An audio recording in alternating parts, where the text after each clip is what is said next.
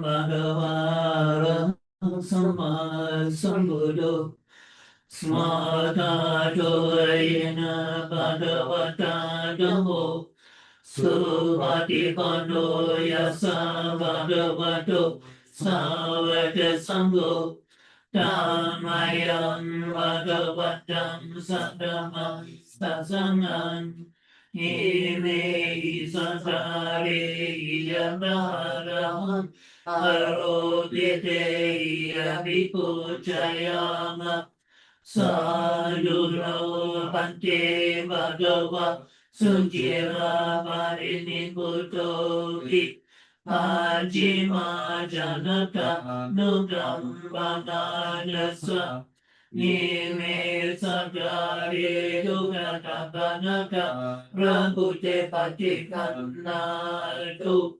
Magandi Narata Hitaya Sudaya Aram Sama Sambuddho Bhagava Buddham Bhagavatam Vivadi Smadhato Bhagavata Dhammo Dhamman Rasami Supatipano Bhagavato Savaka Sangho Sangham Navami Damayam Buddhasa Bhagavato Bhagavatanamakaram Garo Nasi Namo Tassa Bhagavato Arahato Samma Sambuddhassa Namo Tassa Bhagavato Arahato Samma Sambuddhassa Namo Tassa Bhagavato Arahato Samma Sambuddhassa.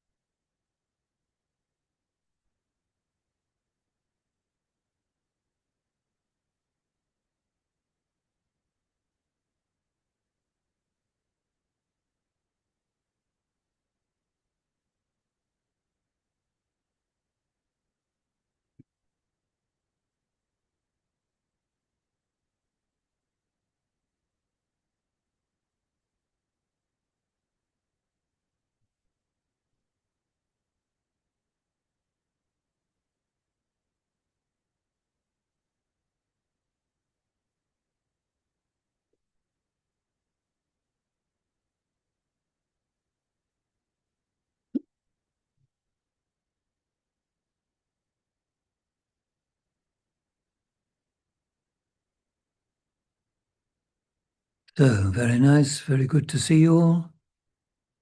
So please now, everyone here, everyone online, please sit up well, good posture, good straight back, and do your best now to remain absolutely still for the next 55 minutes or so. And you close your eyes. And as you close your eyes, you leave behind all that you've been doing and thinking and worrying about, everything of your past you put down and you leave it. And you remind yourselves that past is past and future is not here yet. All we ever really have is now. So do your very best to keep your attention, at least while we're together this evening, here and now.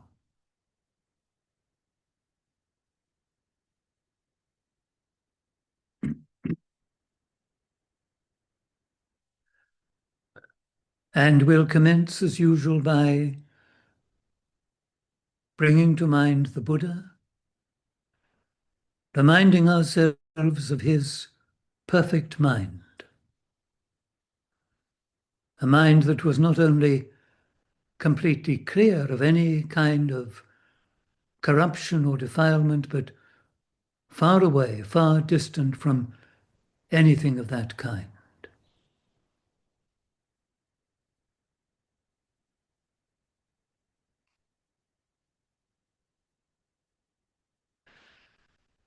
It was a mind, too, of infinite compassion.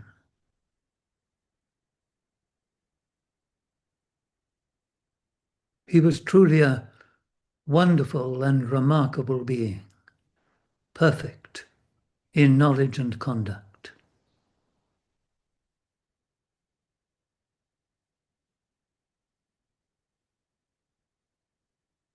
Now, when you recollect the Buddha, when you even think of him, or you happen to see a picture or Buddha Rupa, remember to be inspired to do what you can to cleanse your mind too of all greed, hatred, and delusion, and free yourselves utterly of all suffering.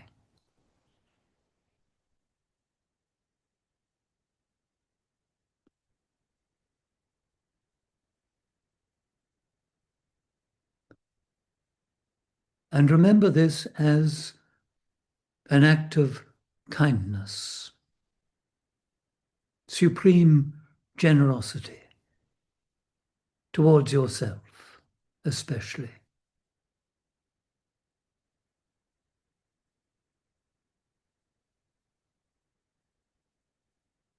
And you remember that as you embark on this journey, you do so with a mind of loving kindness, remembering to be kind to yourself and caring of yourself.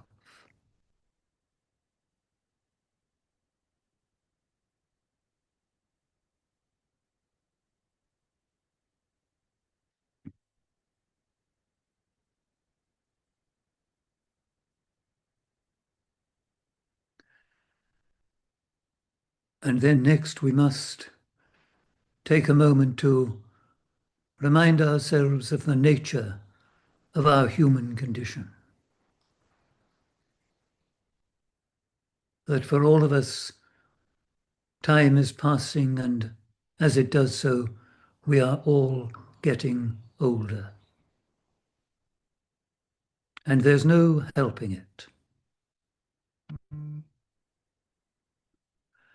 And then during our lifetime, at practically any moment, we can become unwell, even at times very sick indeed. Or we can meet with an accident. It's a precarious existence.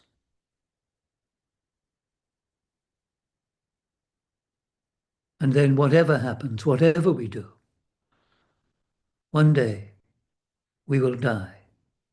This is one thing we can be absolutely certain of.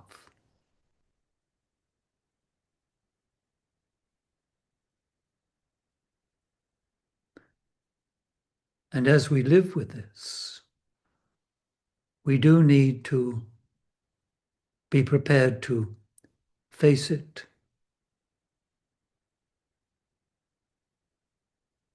and even to learn from it. And most certainly to reflect that time and opportunity are passing.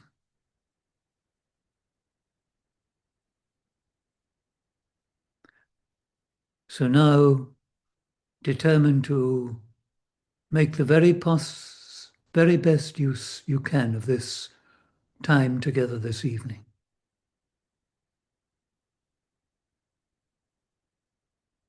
Sit up well, gather and concentrate your mind, and establish mindfulness. Mindfulness of just what you're doing right now.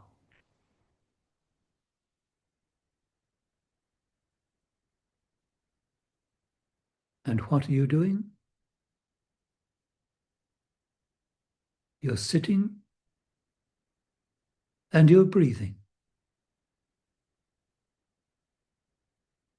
And you might be thinking or dreaming, but try to concentrate on being mindful of just your posture, just sitting and breathing.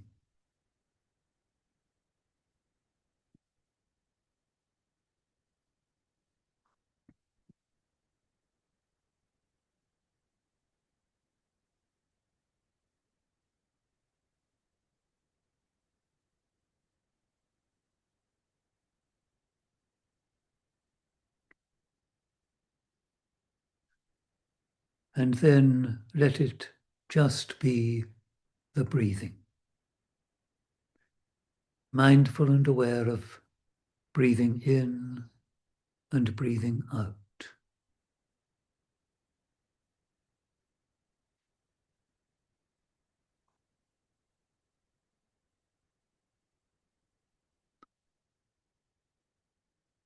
And do be quite clear about just where and how you perceive the breath, and keep your attention there, whether it's at the nose tip or over the heart or at the abdomen, wherever you feel the breath most clearly, most obviously, hold your attention there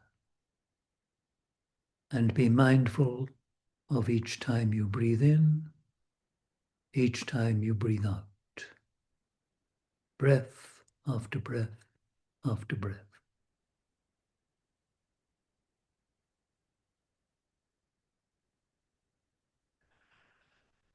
Now do remember to maintain mindfulness, so that if you notice that your mind has wandered, or you're dreaming, or you're disturbed by some ache or pain or sound or anything at all,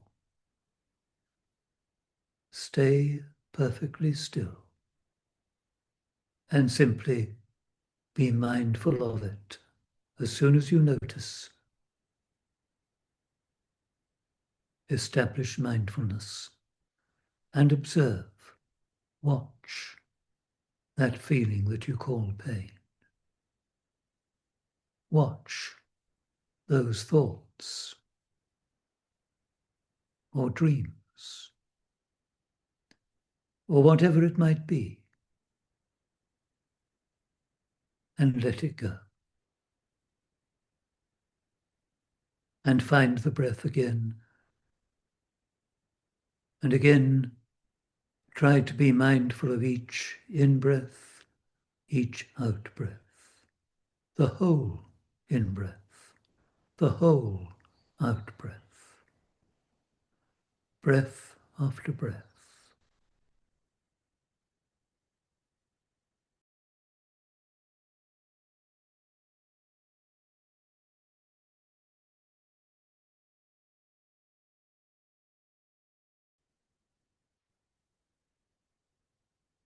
So now you've been sitting very well, very still. Try to keep this up. Remain quite still. But during the next few minutes while I'm talking, just listen. Make listening your practice.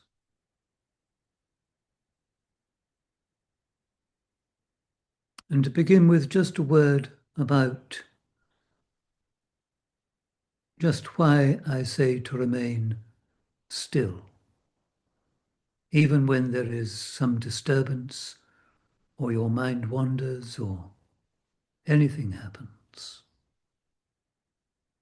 You see, everything speaks the Dhamma.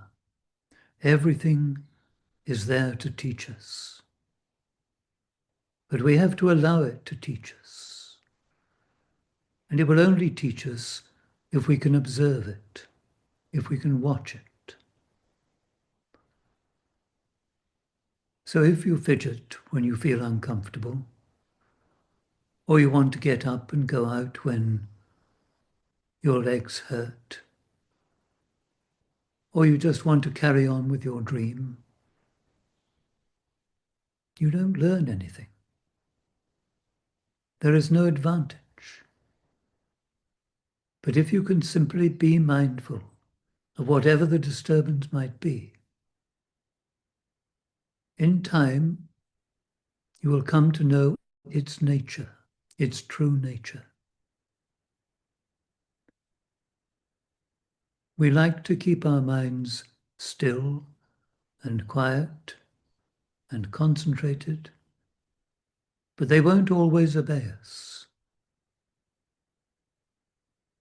And when they don't, still we can make use of them. We can learn from those disturbances and from the fact that our mind is inclined to wander and wants to think and dream and avoid the truth. Because often that's what our mind is doing. It's throwing up a smokescreen, preventing us from really seeing and knowing.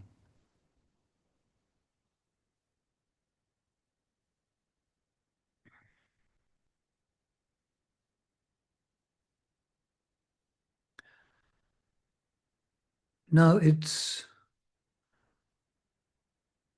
a fact that monks who are known as forest monks like to live in remote places like this.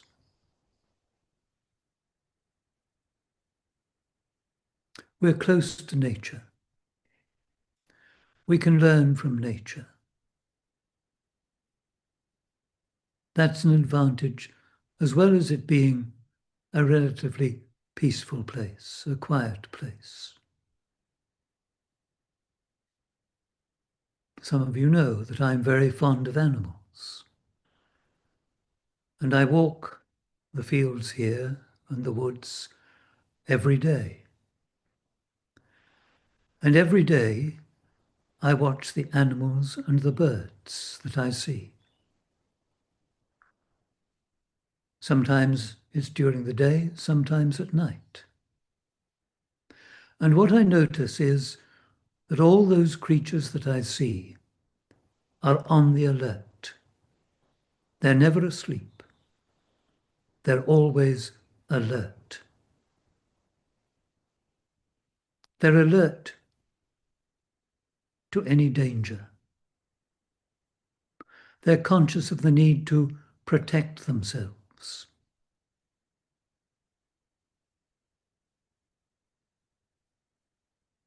Sometimes, of course, they're foraging for food. But mostly, they're needing to stay safe. And so they're alert. Now, we're in a rather more fortunate position. We don't have to forage for food. And the way that we live is fairly safe. But actually, really and truly, we do need to protect ourselves. Not from predators from outside, but rather from what goes on in our minds. And what goes on, unfortunately, sometimes is that we get angry. If we're not careful, we can become resentful, and even our anger and resentfulness can turn into hate. And we all know this happens. And we've all experienced that. We know too that we can become greedy. We want things often that we can't have or can't easily have. But the desire is still there. our minds move in various ways, and if we're not careful, our minds become increasingly polluted with greed and hate.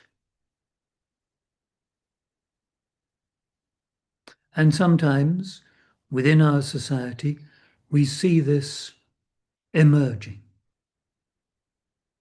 bubbling over, and conflicts arising, as is happening nowadays, unfortunately.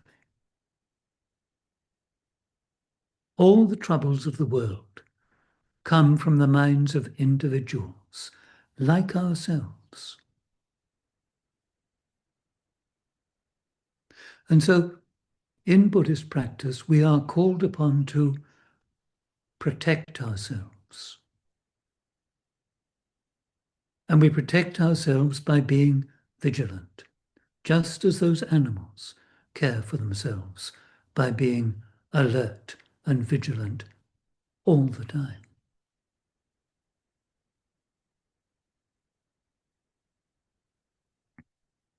Our vigilance, of course, is a little bit different.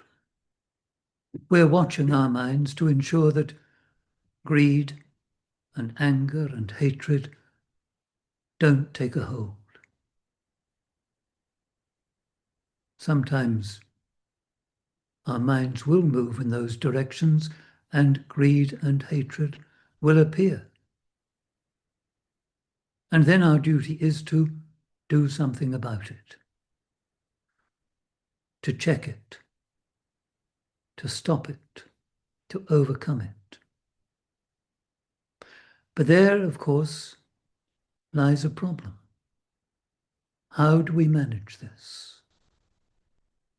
And sometimes we can't help but justifying our anger. And in the world at large, anger is often praised. There are things we should be angry about, people will say, and certain things we ought to hate. But in Buddhism, we disagree with that profoundly. Anger and hatred poison our minds and spoil our minds and our lives and our societies and our relationships. And we need to be very careful of them. And when they arise, when we see them in our minds, we must do something about them. Now, ultimately, if we can manage to really advance and realize some attainment, then those poisons will no longer be there. But this can be a long road. So what are we going to do about them now? How are we going to help ourselves? By cleansing our minds of greed and hatred.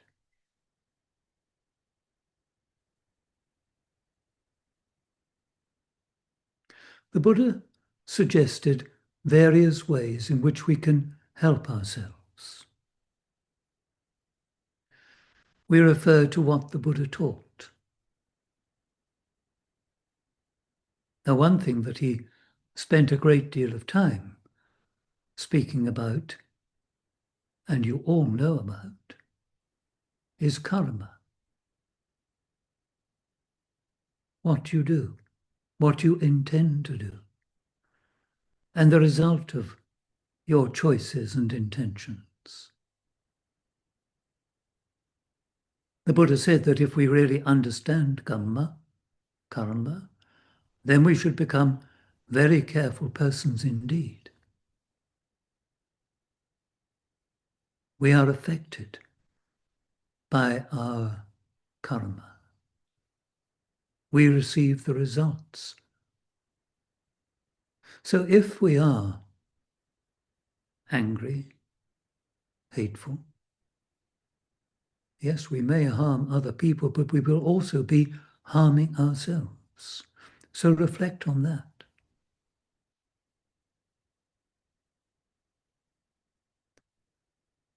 And then look at the nature of anger and hatred and how people appear when they're angry, when they're full of hate. Are they attractive? Are they cheerful?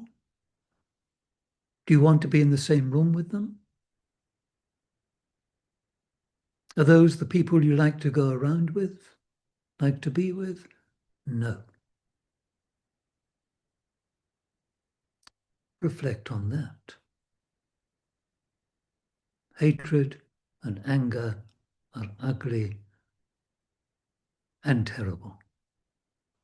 The consequences of them can be truly awful. We know what human beings are capable of.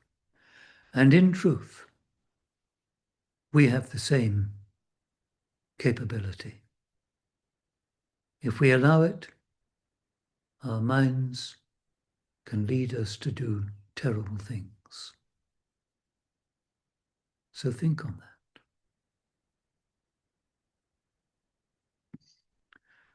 And then reflect further. Really and truly, who is it that we love most? The Buddha spoke about this, and he pointed out that if we're honest, the person each of us loves most is ourselves.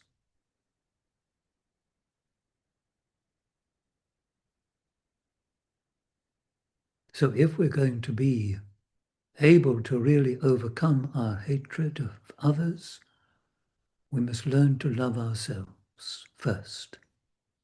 In fact, if we truly can love ourselves, then we will have no difficulty with loving others. So don't be afraid to cultivate loving kindness for yourself. Don't be afraid of what people easily call selfishness. Because learning to have loving kindness for yourself is quite different. It means examining yourself. It means protecting and caring for yourself. It means liking yourself. And it means easily forgiving yourself when things don't go as well as they could.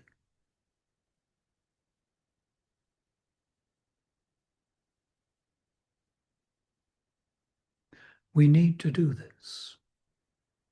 We need to be careful and caring. Caring not just for those around us, but especially caring of ourselves. And not shy about this or afraid to do it.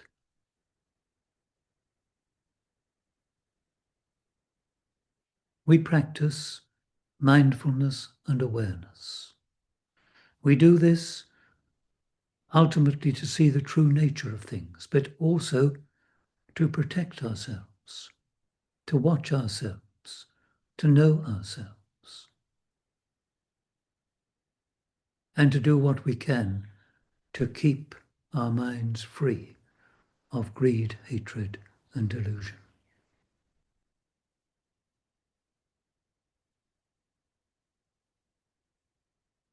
We live in very dangerous times, you know. Be careful, and be careful of your own mind, the dislikes and prejudices that easily arise. Don't let them take hold. Be conscious of cleansing your mind, of cultivating loving kindness as the great antidote to all anger and aversion. Loving kindness for yourself and for all beings everywhere.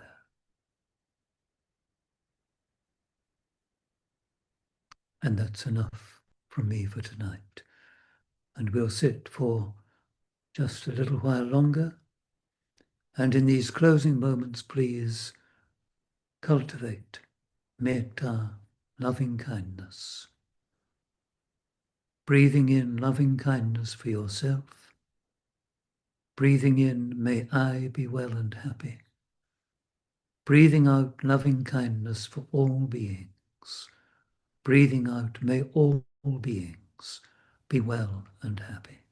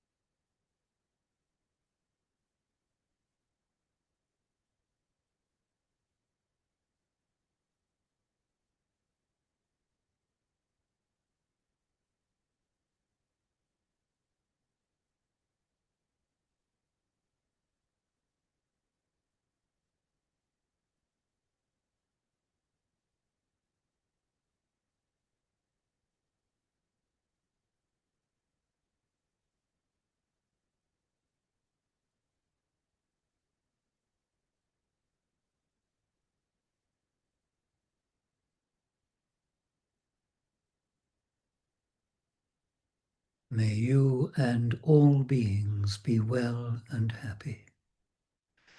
May you and all beings be free from all suffering. May you and all beings realize for yourselves the secure peace of Nibbana.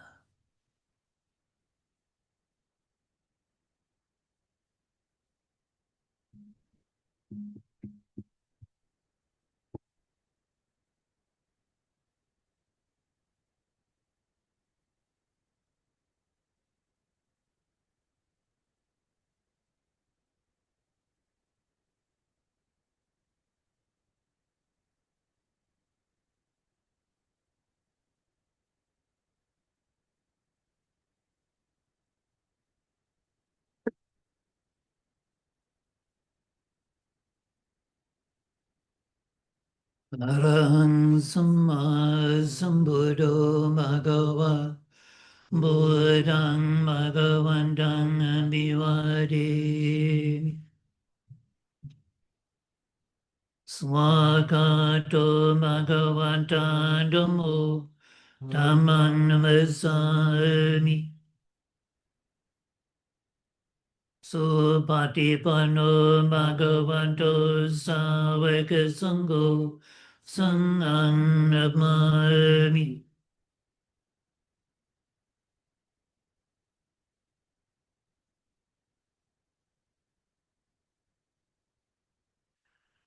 So thank you all very much for coming. Very nice to see you all. I hope you have a good week and we'll meet again soon. Good night.